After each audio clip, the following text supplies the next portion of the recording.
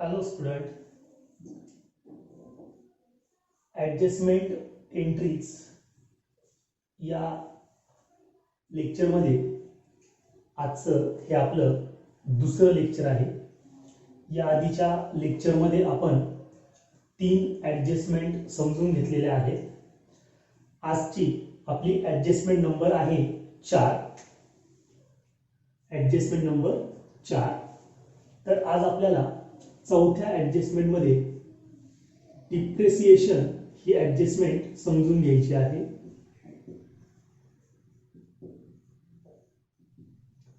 Depreciation. आता depreciation म्हणजे नक्की काय? तर बघा, डिप्रेसिएशन याला आपण घसारा असं म्हणतो. घसारा म्हणजे काय? तर ही डिप्रिसिएशन जी कन्सेप्ट आहे, हे डिप्रिसिएशन टोटली ॲसेटवरती डिपेंड आहे.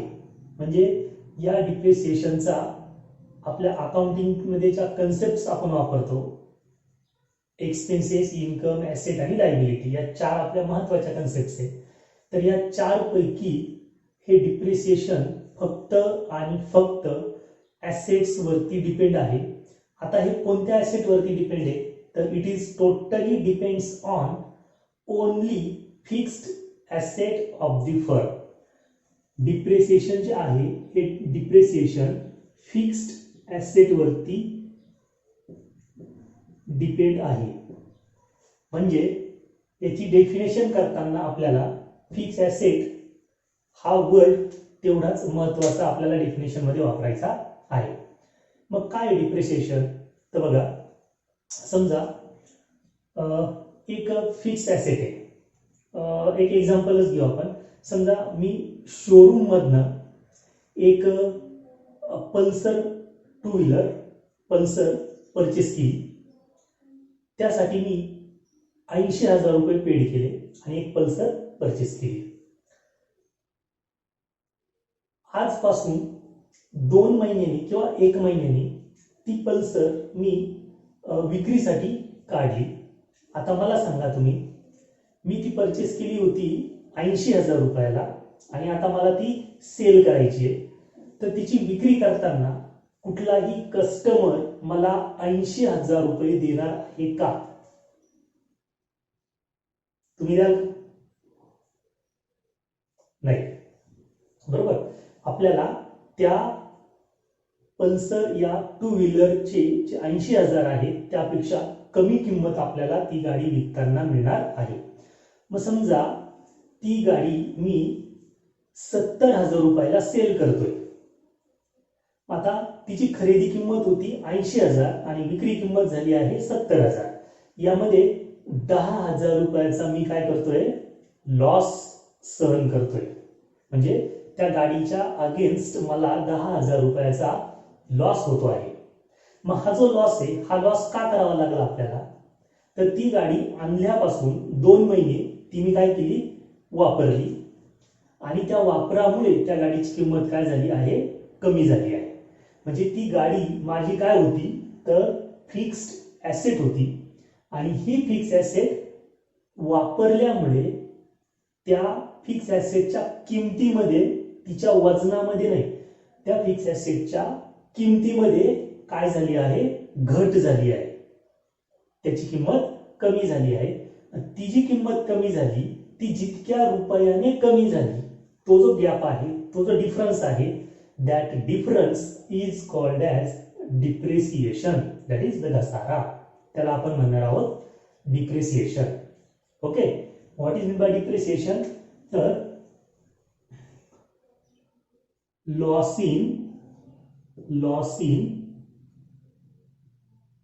value of fixed asset. Loss in value of fix asset. हा फिक्स ॲसेट मधल्या किमतीचा काय आहे? लॉस आहे. लॉस म्हणजे काय? तर लॉस म्हणजे it is the expenses. Loss म्हणजेच त्याला आपण एक्सपेन्सेस असंही म्हणतो. मी मराठीत लिहितो याची डेफिनेशन. फिक्स्ड ॲसेटच्या रेग्युलर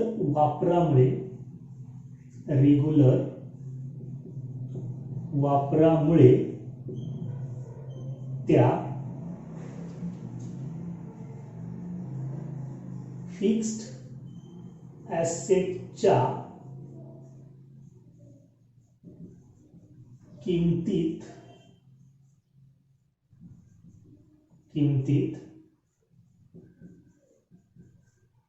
झालेली घट म्हणजे डिप्रेसिएशन.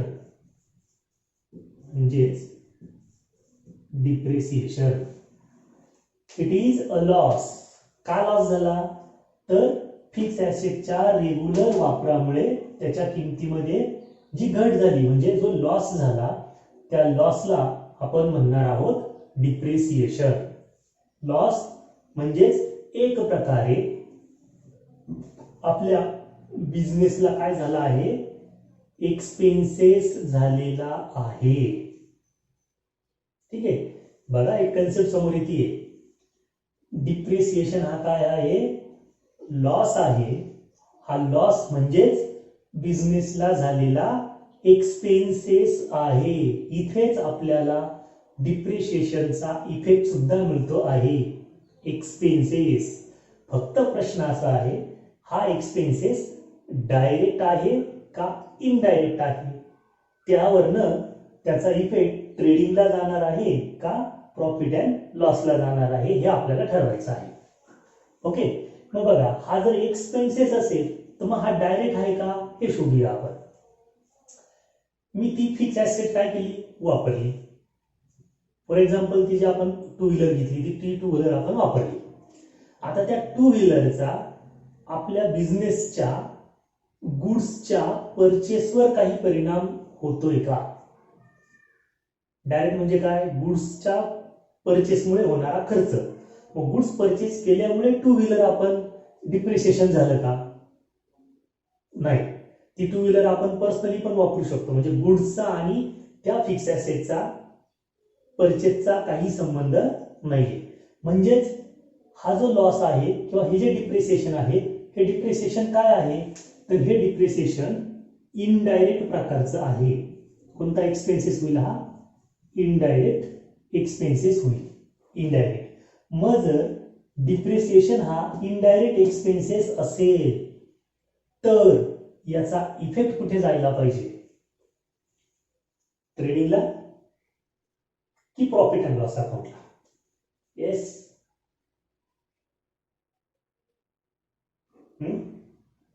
कुठे? प्रॉफिट अँड लॉस अकाउंटच्या डेबिटला. कुठे जाणार आहे? प्रॉफिट अँड लॉस अकाउंटच्या डेबिटला.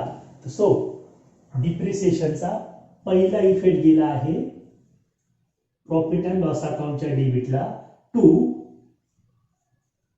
Depreciation account. This is the value. जी काही त्याची व्हॅल्यू असेल ती व्हॅल्यू आपण इथे क्रॉसने दाखवूया. तर हा पहिला इफेक्ट आपल्याला लिहावा लागेल. समजा ते डिप्रिसिएशन फर्निचरवरचं असेल, फर्निचर, तर इथे कसं लिहिणार आपण? To depreciation on furniture. जर डिप्रिसिएशन मशिनरीवरचं असेल तर to depreciation on machinery, to depreciation on building, to depreciation on land and building, to depreciation on plant. ठीक आहे, तर अशा पद्धतीने आपण हे डिप्रिसिएशन प्रॉफिट अँड लॉसच्या डेबिटला त्याचा एक इफेक्ट दाखवू शकतो.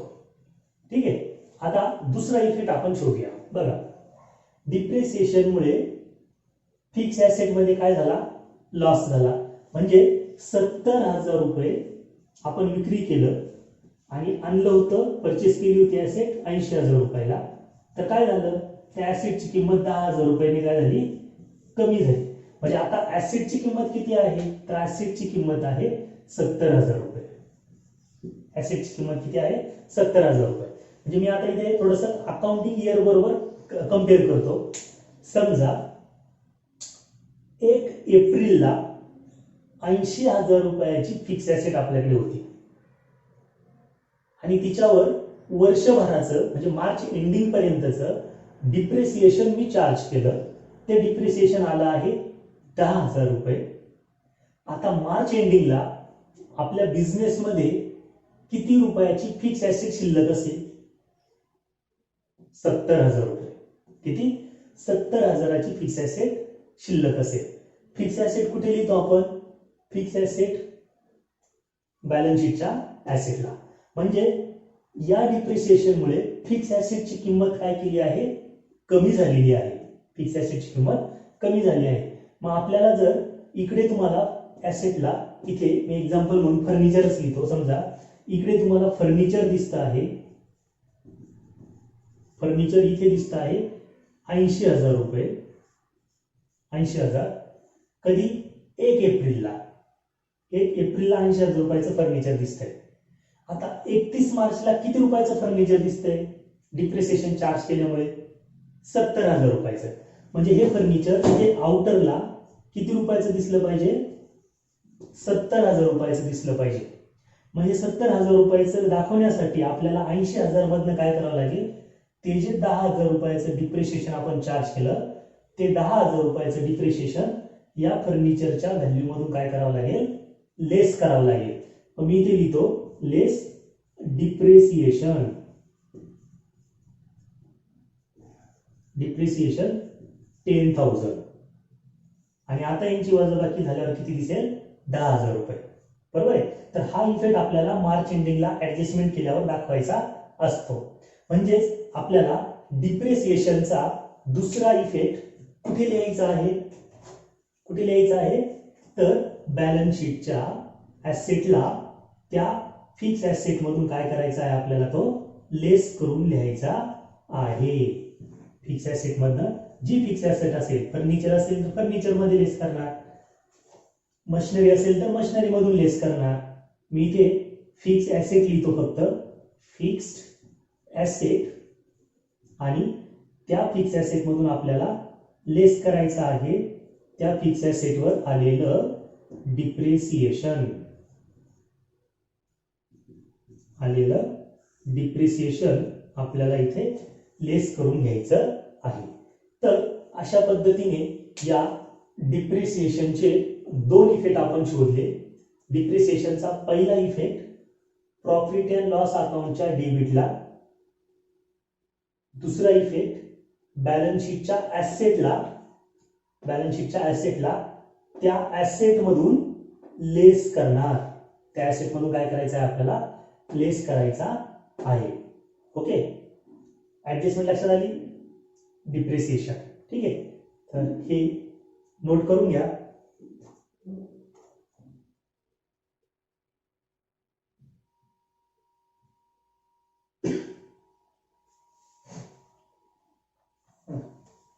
आता ऍडजस्टमेंट नंबर 5 आपण बघूया.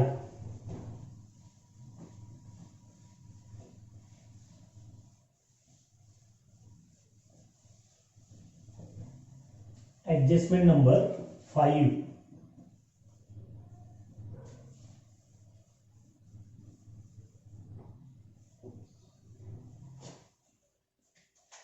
ऍडजस्टमेंट नंबर 5 आहे इंटरेस्ट ऑन कॅपिटल.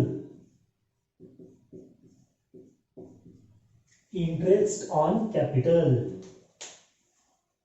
आपण कॅपिटल मेथड शिकलेलो आहोत. त्या कॅपिटल मेथड मध्ये आपण ही ऍडजस्टमेंट प्रत्येक प्रॉब्लेम मध्ये सॉल्व्ह केलेली आहे. त्याचा इंटरेस्ट पण आपण कॅल्क्युलेट केला आहे. तेव्हा इंटरेस्ट कॅल्क्युलेट करण्यासाठी तुम्हाला काही अडचण असावी असं मला वाटत नाही. आता याचे इफेक्ट आपल्याला समजून घ्यायचे आहे. कॅपिटल मेथड मध्ये आपण इफेक्ट कसे दिले? जर फिक्स कॅपिटल मेथड आपण वापरणार असेल तर करंट अकाउंटच्या क्रेडिटला, आणि फ्लक्च्युएटिंग कॅपिटल मेथड आपण वापरणार असेल तर कॅपिटल अकाउंटच्या क्रेडिटला. या इंटरेस्ट ऑन कॅपिटलचा आपण इफेक्ट दिलेला आहे. तो झाला फक्त एकच इफेक्ट. मग याचा दुसरा इफेक्ट कुठे जातो हे आपण या ऍडजस्टमेंट मध्ये शोधूया. तर interest on capital, interest on capital म्हणजे बिझनेसमध्ये त्या पार्टनरने जे कॅपिटल इंट्रोड्यूस केलेलं आहे त्या कॅपिटलवरती आपल्याला काय करायचं आहे, इंटरेस्ट चार्ज करायचा आहे आणि तो इंटरेस्ट कोणाला द्यायचा आहे, त्या पार्टनरला म्हणजे कॅपिटलमध्ये तो ऍड होणार असतो. ठीक आहे, एकूण देय वाढलेलं असते, एकूण लायबिलिटी इन्क्रीज झालेली असते. मग आता इथे दोन प्रकारचं कॅपिटल आपण पाहिलेले, एक कॅपिटल आहे ओपनिंग बॅलन्सचं आणि एक कॅपिटल पाहिलेलं आहे आपण ऍडिशनल कॅपिटल. तर इंटरेस्ट काढताना आपण ओपनिंग आणि ऍडिशनल दोघांवरतीही कॅल्क्युलेट करतो. जो दिला असेल त्याच्यावर आपल्याला इंटरेस्ट कॅल्क्युलेट करायचा आहे. ठीक आहे, तर याच्याविषयी आता मी काही जास्त सांगत नाही, फक्त आपण त्याचे इफेक्ट बघूया. तुम्हाला एक इफेक्ट माहिती आहे, तो पहिला इफेक्ट काय आहे, तर आपल्याला याचा पहिला जो इफेक्ट द्यायचा आहे तो तुम्हाला माहिती असलेला, तो म्हणजे जर तुम्ही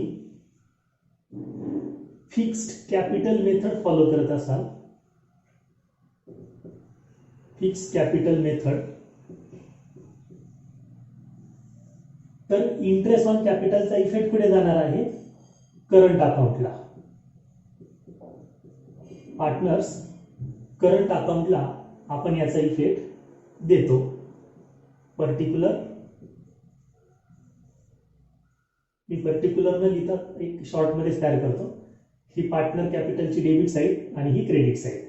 आता हा interest on capital fix capital method नुसार करंट अकाउंटच्या पुढे जातो क्रेडिटला, by interest on capital, by interest on capital fix capital method नुसार. आणि जर फ्लक्च्युएटिंग कॅपिटल मेथड आपण फॉलो करत असू, फ्लक्च्युएटिंग कॅपिटल मेथड, तर फ्लक्च्युएटिंग कॅपिटल मेथड नुसार आपल्याला करंट अकाउंट कॅल्क्युलेट करायचं नाहीये, त्याऐवजी आपण फक्त कॅपिटल अकाउंटच कॅल्क्युलेट करतो. आणि या कॅपिटल अकाउंट मध्ये आपल्याला इंटरेस्ट ऑन कॅपिटल कुठे लिहायचंय, लायबिलिटी बाजूला. ही आहे लायबिलिटी आणि ही आहे ऍसेट साइड. तर आपण हे लिहिणार आहोत इकडे इंटरेस्ट, बरोबर आहे का, इंटरेस्ट बरोबर आहे का, तर नाही, इथे काय पाहिजे आपल्याला, पर्टिक्युलर.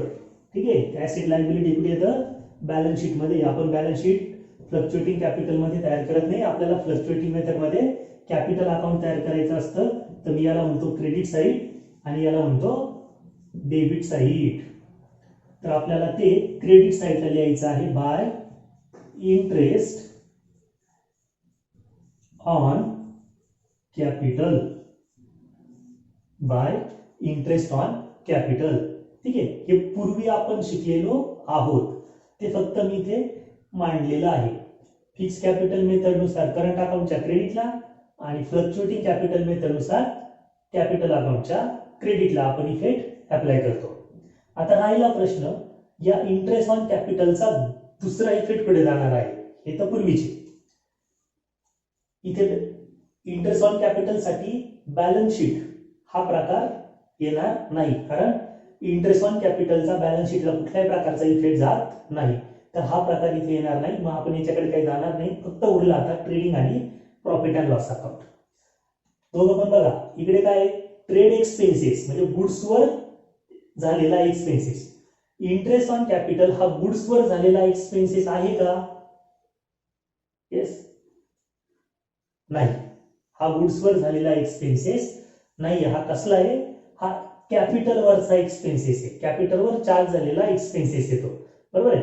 म्हणजे याचा थेट संबंध आहे इनडायरेक्ट एक्सपेन्सेसची, कारण गुड्सचा संबंध नाही, म्हणजे याचा गुड्सशी संबंध नाही, तो कोण आहे, इनडायरेक्ट एक्सपेन्सेस. मग इंटरेस्ट ऑन कॅपिटल याचा इफेक्ट जायला पाहिजे प्रॉफिट अँड लॉस अकाउंटच्या डेबिटला, to interest on capital, to interest on capital. ठीक आहे, बघा इंटरेस्ट ऑन कॅपिटलचे दोन इफेक्ट आपण शोधले. फायनल अकाउंट तयार करताना पहिला इफेक्ट प्रॉफिट आणि लॉस अकाउंटच्या डेबिटला, आणि इथून दुसरा इफेक्ट कुठे जाईल, या मेथडनुसार करंट अकाउंटच्या क्रेडिटला आणि या मेथडनुसार कॅपिटल अकाउंटच्या क्रेडिटला, दोघांपैकी एकच असणार आहे. कोणती मेथड आपण फॉलो करतो त्यावर ते डिपेंड असणार आहे. ओके. इंटरेस्ट ऑन कॅपिटलचा पहिला इफेक्ट प्रॉफिट आणि लॉस अकाउंटच्या डेबिटला आणि दुसरा इफेक्ट करंट अकाउंट किंवा कॅपिटल अकाउंटच्या क्रेडिटला. हे दोघं मेथडवर डिपेंड्स आहेत. ओके. काय अडचण? ठीक आहे. तर हे नोट करून घ्या.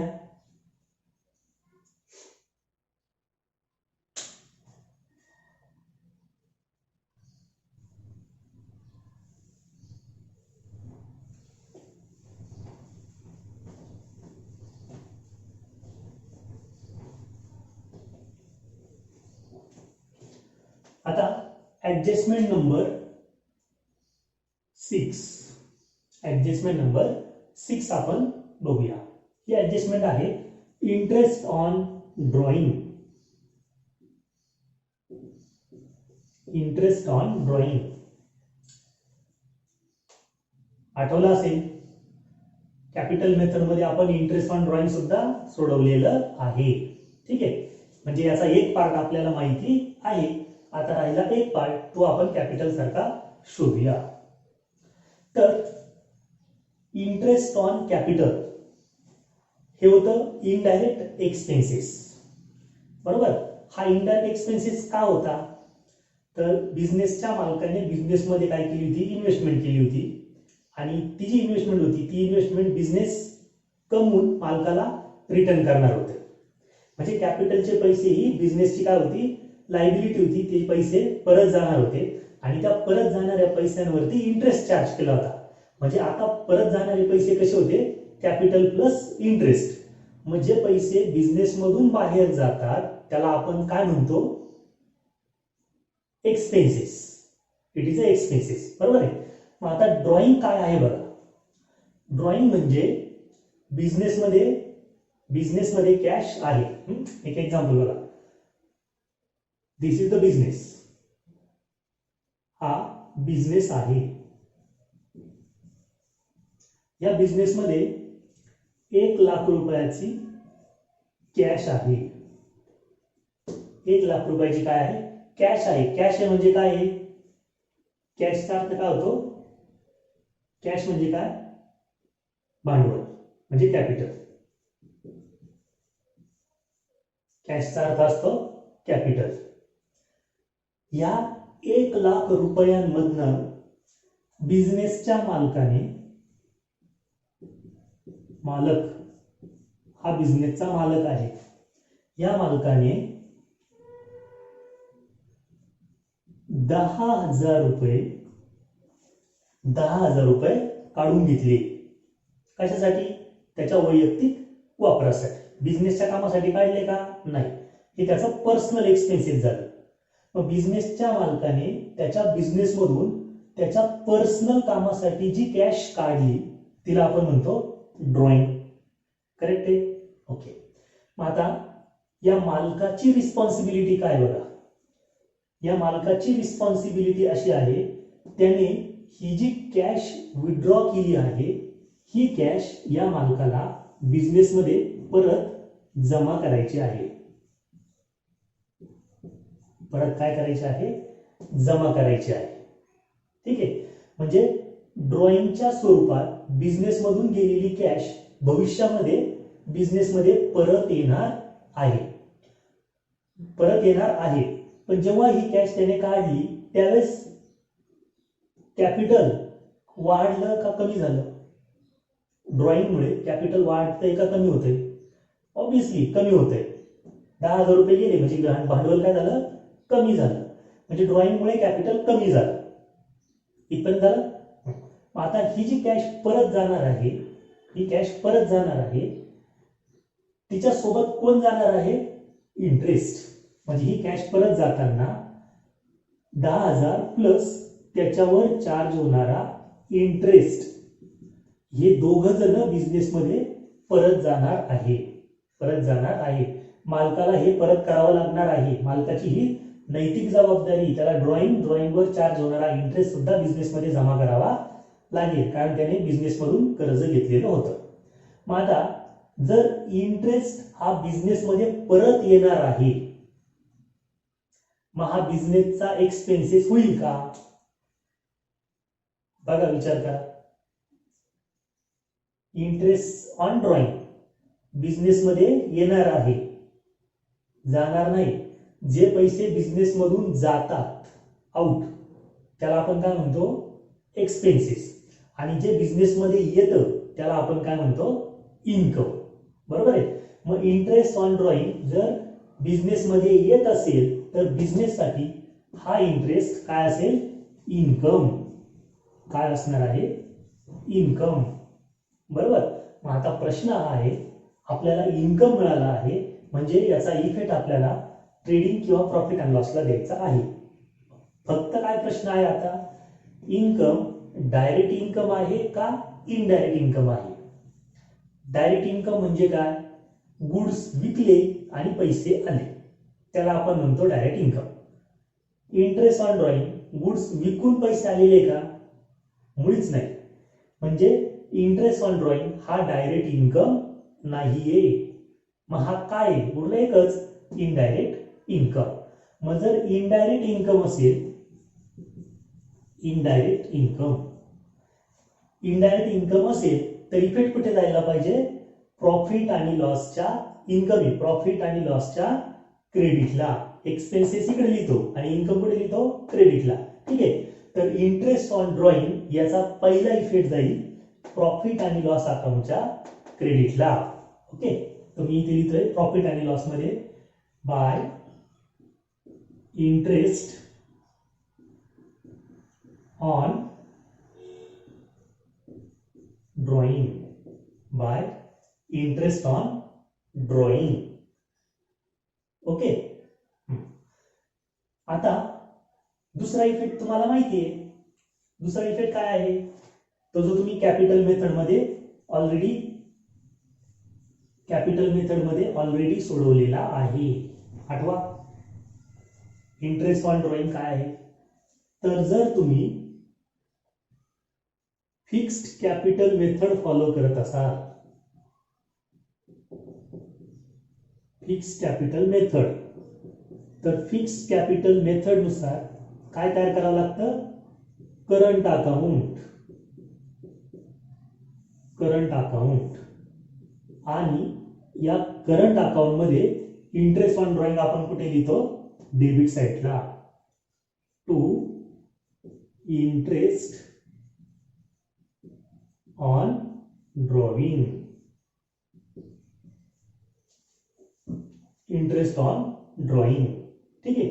आणि जर आपण फ्लक्च्युएटिंग कॅपिटल मेथड फॉलो करत असू,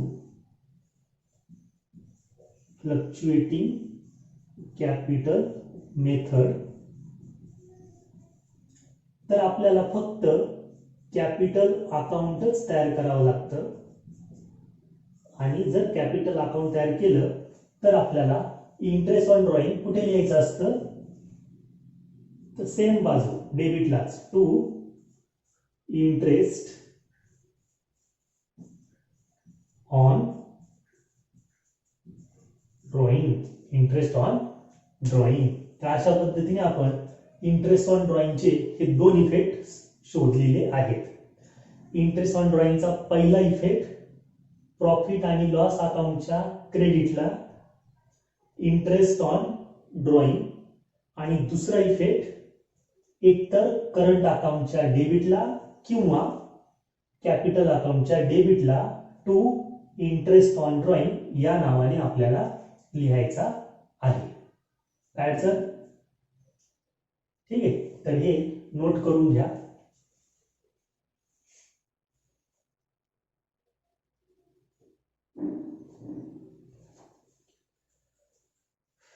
okay.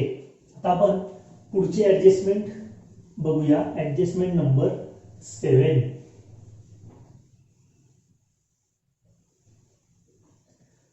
Adjustment number 7. Interest on loan taken.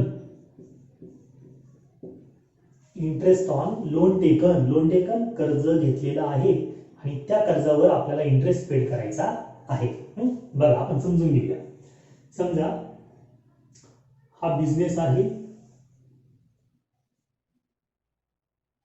हा बिझनेस आणि इकडे ही आहे बँक. ही बँक आहे. लोन काय आहे? टेकन, म्हणजे बिझनेसने कर्ज घेतलेलं आहे. बघा या बँकेकडनं आपण लोन घेतलेलं आहे. Loan taken. कोणी घेतलं कर्ज? बिझनेसने. कुठून घेतलं? बँकेकडनं. बरोबर आहे. मग आता बिझनेसची नैतिक जबाबदारी काय आहे? घेतलेल्या कर्जाची परतफेड करणं. बरोबर. पण ही परतफेड करताना बँक काय करणार आहे? या कर्जावरती इंटरेस्ट चार्ज करणार आहे. बरोबर. म्हणजे बिझनेसमधून हे काय होणार आहे? बँकेला परत जाणार आहे.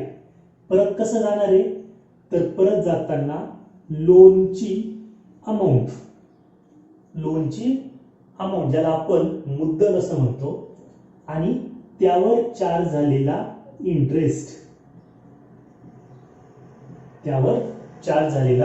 इंटरेस्ट, अशी ही दोघांची जी बेरीज येणार आहे, दोघां मिळून जी अमाऊंट येणार आहे, ती अमाऊंट आपल्याला बिझनेस मधून बँकेला परत करायची आहे. हे तर माहिती आहे तुम्हाला. बरोबर आहे. मग आपण त्याच्यावर जो इंटरेस्ट चार्ज केलेला आहे, हा इंटरेस्ट आपल्या बिझनेस मध्ये येत आहे का आपल्या बिझनेस मधून जाणार आहे? करेक्ट. आपल्या बिझनेस मधून जात आहे. मग जर हा इंटरेस्ट आपल्या बिझनेस मधून जात असेल, इंटरेस्ट काय होतोय? जातोय. मग जर जात असेल तर हा बिझनेस आपल्या बिझनेसचा काय असेल? एक्सपेन्सेस असेल. काय असणार आहे? एक्सपेन्सेस. इंटरेस्ट आपल्याकडे आला तर इन्कम. ड्रॉइंगच्या कन्सेप्ट मध्ये आपण पाहिलं, इंटरेस्ट आपल्याकडनं जातोय म्हणजे कॅश आपल्याकडनं जाणार आहे, म्हणजे तो आपल्यासाठी काय आहे? एक्सपेन्सेस आहे. ठीक आहे. म्हणजे आपल्याला आता इंटरेस्ट ऑन लोन टेकन याचा पहिला इफेक्ट मिळतोय एक्सपेन्सेस बाजूला. मग परत प्रश्न, डायरेक्ट एक्सपेन्सेस होईल की इनडायरेक्ट एक्सपेन्सेस होईल? डायरेक्ट तुम्हाला माहिती आहे, आता तोंडी पाठ झाला असेल. डायरेक्ट म्हणजे गुड्सच्या परचेसमुळे होणारा खर्च. गुड्स परचेस केल्यामुळे खर्च झाला का? नाही, लोन घेतल्यामुळे खर्च होतोय, म्हणजे हा एक्सपेन्सेस आहे इनडायरेक्ट. कोणता एक्सपेन्सेस आहे? हा इनडायरेक्ट एक्सपेन्सेस आहे. मग जर हा इनडायरेक्ट एक्सपेन्सेस असेल तर इफेक्ट कुठे जाईल? ट्रेडिंगच्या डेबिटला की प्रॉफिट आणि लॉसच्या डेबिटला? येस, प्रॉफिट आणि लॉस अकाउंटच्या डेबिटला. याचा पहिला इफेक्ट जातो आहे प्रॉफिट आणि लॉस अकाउंटच्या डेबिटला. To interest on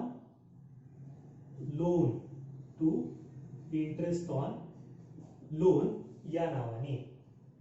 okay. हा झाला पहिला इफेक्ट. आता दुसरा इफेक्ट काय आहे बघा.